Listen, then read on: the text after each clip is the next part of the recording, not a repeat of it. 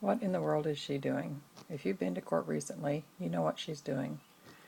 She's not an alien, and she's not inhaling oxygen, although those puns have all been stated before. The cutest one I've heard was from a little girl, an attorney's daughter, that said after hearing, "I bet she's a good copycatter." In today's age of advancing technology, we have risen from the days of our pen and ink scribes taking the record in long and then shorthand to the advent of the stenotype machine in 1977 by Miles Bartholomew, moving to stenomask reporting in 1944, and finally to AudioScribe's SpeechCat real-time system for voice writers in 1997. Hence the birth of the latest court reporting technology and what would prove to be a rapidly advancing method of court reporting.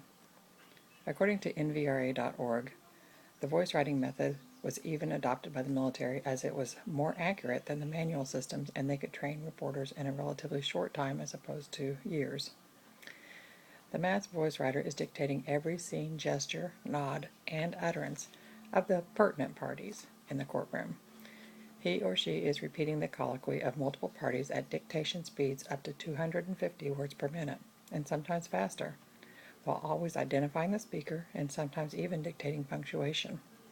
He or she is also marking exhibits. She may be answering sidebar questions of the judge or the attorneys during the proceedings.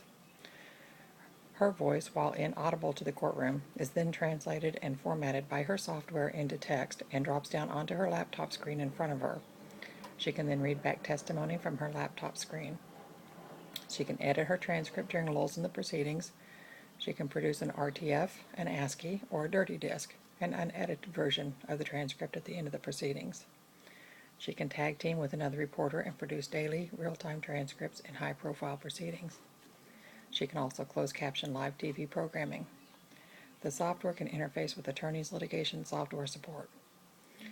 According to NVRA.org, stenograph CAT technology is over 20 years old, and even after 20 years, not enough stenographers can produce real-time to meet the demand for captioning and real-time transcript production, because the method is simply too difficult to master. Stenograph equipment can run $10,000 to $12,000. Their training time is upwards of 3 years, and they have a 90% or higher dropout rate. Voice writer speech recognition systems are relatively new technology, and improvements are being made daily.